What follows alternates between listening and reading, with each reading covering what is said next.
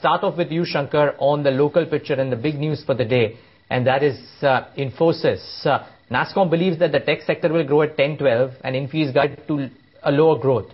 Do you think the springtime is over for the IT pack and Infy in particular as well? Well, they're very large companies by any standard. So to that extent, you can only talk about if they were to slip down to low teens, that would still be a brilliant growth rate for companies of that size. So let's not be uncharitable. They are great companies. In my view, the 3-4 IT companies in India plus Bajaj Auto are the four or five best managed Indian companies in our market. So then they look at cash flow, they look at ROE, they generate huge cash, they sit on cash, they don't make stupid acquisitions. Those are the hallmarks of good companies, and they all look very robust on that. That said, I don't think there's big money on the table to be made there buying IT stocks this year. So, because my view is that rupee will strengthen to 44, 45. If that on that one factor alone, you are going to see a cut on IT stocks. But if there is a growth scare, then hey, it could be even worse than that. Shankar, what about Infosys as a standalone? I mean, Infy is coming under a lot of pressure and even, has been seeing falls as a stock. What's the call there? I think management is a definite issue. I think TCS fortunately has got a brilliant manager in Chandrasekharan, and I think he's just doing a phenomenal job. HCL has been, a surprise, pack, very late entrant into the big leagues, but I think they've again become, been very entrepreneurial in their approach. So within that, Infosys kind of begins to look a bit fuddy-duddy, if you were, to just look at the pure aggressiveness by which they are going after targets. But, hey, I wish them well, and I hope that all our perceptions are wrong and Infosys does well, because it's still a bellwether Indian company. It is a company that has made India proud for, 2 decades. Shankar, a lot of talk about global slowdown, despite the data points that have come out in the last couple of months maybe, but a lot of talk has started, slowdown fears as well. I mean, what happens to China, US, and the talk that is surrounding? Does it bother you? No, that's been there now for 5 years, boss. I mean, nothing has changed. It's just that each time you have a round of stimulus, analysts kind of get very optimistic because at least it means that the analyst will keep his job for the next quarter. So they write out bullish reports. But ultimately, nothing really pans out the way people think, because there is a huge fundamental problem, and that's not going away. So global growth scare, China slowdown, I mean, all these things are well ordained. They've been well foretold. So it's not a surprise to me, at least. How do you view liquidity for the Indian market? I mean, that's really been the central theme for the kind of market action that we've seen. Jan to March, there has been an inflow of about $8.5 billion. FIs are pretty much in departure mode over the last 15 days, though. So you think that we've pretty much seen the early signs of a reversal right now? Well, I mean, India clearly doesn't want foreign capital. I mean, that's very clear from our policies. We think we have enough dollars, so we don't need dollars. We want to turn them away, and we are doing a very good job, I can assure you, through all these silly things like GAR and taxing Vodafone and stuff like that. And even though I'm a strong supporter of the UPA government, and within that, especially the Congress government, and I make no bones of that, when they do something wrong, my view is that one has to state that what they're doing is wrong. So one should be more issue-based rather than emotion-based. This issue of taxing FIIs discretionarily, I mean, there's no set rule. It will all be discretionary, and anything discretionary means corruption. So I understand taxation very intimately. So the fact of the matter is, this budget was a big disappointment on this one aspect, which is just amazingly draconian tax provisions. Provisions of income of not just income tax, but on excise and customs, the power to I mean, they've taken away bail provisions on offences carrying more than 3 years of sentence in excise and customs. So all those things they point to a single fact that the taxpayer or the indirect taxpayer is being treated as a chore, that he has no ethics, whether it is foreign or Indian doesn't matter. When you start thinking of taxpayers like that, you will not get tax payments. I mean, that is the basic rule of taxation. Okay, Shankar, I'll come to you and talk about some specific Indian issues before we talk macro again. given the way how the government is treating their own companies, the PSUs, I mean, Coal India, ONGC, IGL, to a large extent, even some of the other affected companies like Gujarat Gas, is there a serious problem or serious disenchantment among FIIs towards the PSU businesses, you think? I think foreign institutional investors are stupid if they believe that PSUs are going to be run only for profit and only for maximization of the minority shareholders' interest. I mean, nowhere in the world are PSUs run solely for that. In fact, that is probably the last sort of rationale for a PSU to exist. The primary rationale is furtherance of social good, the common good of the domestic citizen and not of the foreign land. And to that end, if it means that Coal India has to go to 50 rupees in order to supply imported coal at a subsidized price, so be it, and I will fully support that. You buy a Coal India, you buy a PSU bank, you buy an SBI, you buy a ONGC, knowing this risk. That is why they traded huge discounts to their peer groups in the private sector. I mean, look at the valuations of PSU banks versus private sector banks. These traded like half time, 0.7 time book. They traded 4 time book. Why is that the case? So, I mean, for anybody to start complaining that, hey, I've been hard done by because of this, I think then they are, frankly, very novice investors. The market itself tells you by way of differential valuations that there is risk attached to buying a state-owned company. And that's true for Chinese state-owned companies, Russian state-owned companies, or Brazilian state-owned companies. They run for the people of that domestic economy, not for foreigners. Fair enough. Shankar, the current differential then between private companies and PSU companies for an investor, is this a buying opportunity or is it better to avoid PSU companies completely? I don't avoid anything. I don't fall in love with anything. So to that extent, like I always say, that might be Warren Buffett's philosophy, but that's definitely not mine. I believe everything is at a price. Everything can be bought at a price and be sold at a price. PSUs run the risk of regulatory intervention, whether it's farmer loan write-off or it is, the fuel supply agreements in case of Coal India. I mean, to my mind, as an analyst, I price all that in, and if despite that it's all very attractive, it's a good buy. So I think PSU banks are a good buy. We've been bullish on that from the very beginning of the year, even late last year, and see nothing to change that view. And is it really the valuation differential there that makes you bullish on PSU banks? Yeah, they were crushed 50-60% last year, and I think the NPS cycle, which is bad. The fact is that NPS don't mean that the money never comes back. All that means is that right now the company is unable to repay, but they're ultimately all secure. They are not like bogus.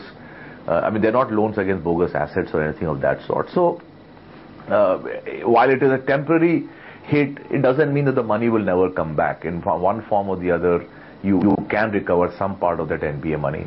And some of those companies are pretty good, so even if you give them some breathing room, money does come back. So I think it's for that reason also the market saw that coming this year, that was very apparent. Market crushed the prices of these stocks. Our view is that even if you account for that, it still is not doomsday situation for them. And once you have a rate cut situation coming up, then the bond market should do well, which will be good for PSU banks. Shankar, a section of stocks like HUL, ITC are trading at new highs, 22% PAT growth expected in the quarter. What do you do with them and the inherent strength that is there in these stocks? Well, the way we see it is that India is going to be a $10-12 trillion economy in the next 15 years' time, or even less perhaps.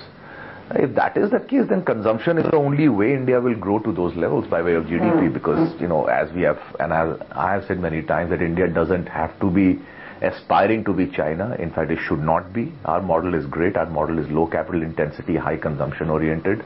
That's what leads to a sort of low debt to GDP growth number year after year, unlike China, which keeps increasing it year after year. So our growth model is very robust. Arguably, it's the best growth model of any major economy in the world.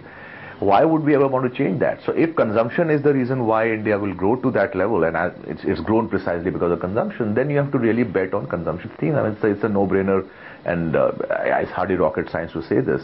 So to that end, if you think about it, if you just exit from the domestic airport terminal now, just look at the number of stores and the cafes and even a lounge bar, etc., out there in that small area just outside the terminal when you're exiting.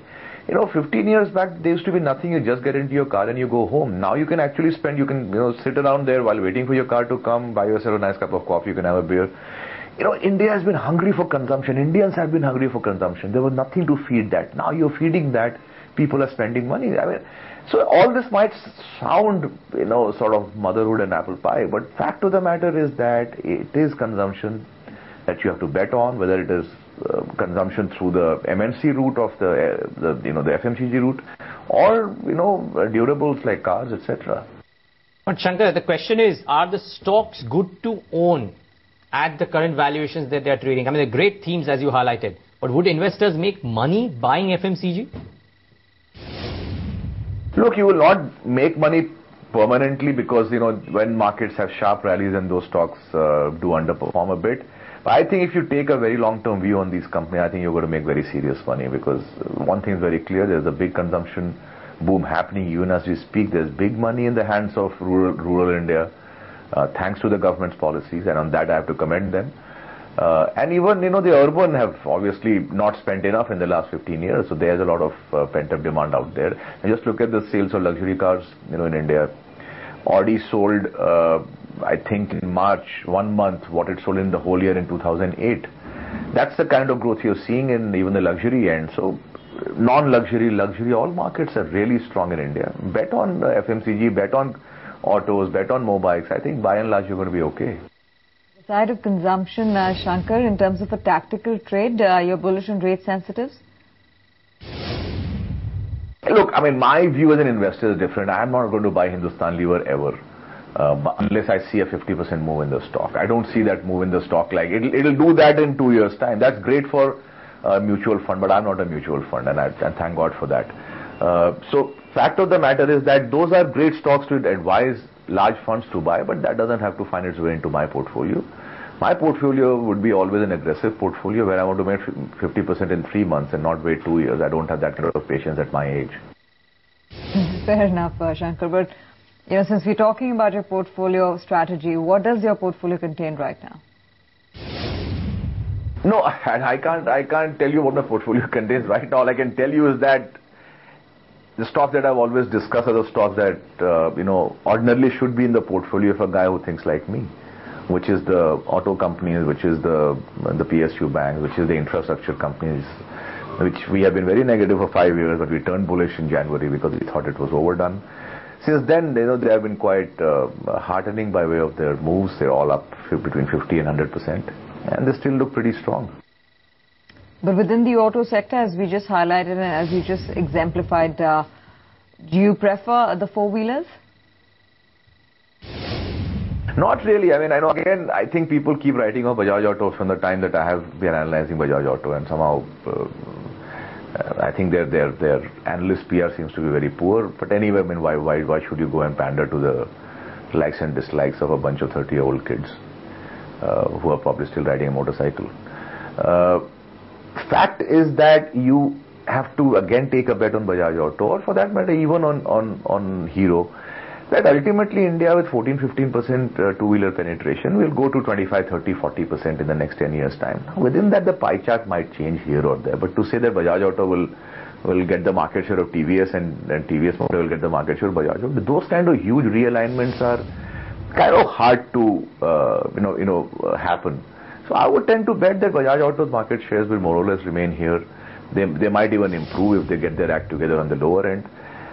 They might have a bad year, and this year is not a great year for Bajaj Auto. Exports seem to be still doing okay.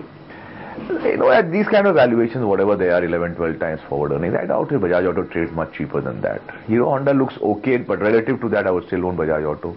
Four-wheelers, we've liked. We love Maruti at these prices. We've loved Tata Motors. Even Mahindra looks quite okay. So, by and large, that whole space looks very, very strong even to us. We have been bullish right from the time the bear market started, which is 2008.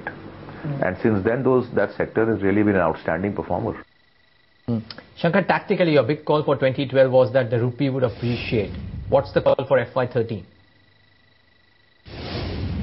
No, our call is that oil will slip to 65, NYMEX, and 65.70, and that rupee will go to 44.45, and that the index will go to an all-time high. And that's something we said in late December, early January. We continue to hold that view. Is the big... So is the big call for FY13 to sell crude, sell dollar and buy Indian equities? I mean, not sell dollars, buy rupees. You know, dollar and rupee and dollar and other currencies may or may not have sort of exact movement. So, you know, buying the rupee is a good idea. Buying the dollar, or selling the dollar, that's a different trade. Be short oil and be long Indian equities, particularly the mid-cap space. That looks very, very strong in India. What within mid-cap, Shankar?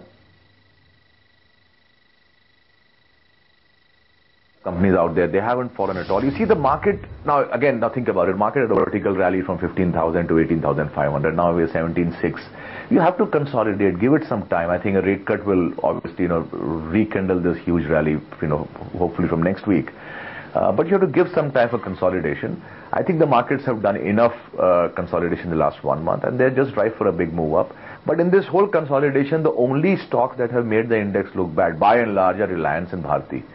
Exclude that, the rest of them have not been that bad. So, and of course the metal pack, which of course we are very negative on. We think copper, crude, aluminium, nickel, zinc, they all headed 20-30% lower. Coal might head 20% lower, which will be good for power companies. So we are very bearish on metals. But exclude metals, Reliance and Bharti, the mainline the stocks have done very well. PSU banks haven't gotten crushed at all. Autos have been pretty flat. So it's just these 2-3 larger sectors or companies which have clouded the markets. Mid-caps have been very resilient in this entire fall. But that tells you the market internals are very, very strong, and I wouldn't be surprised if from next year you see a huge rally beginning.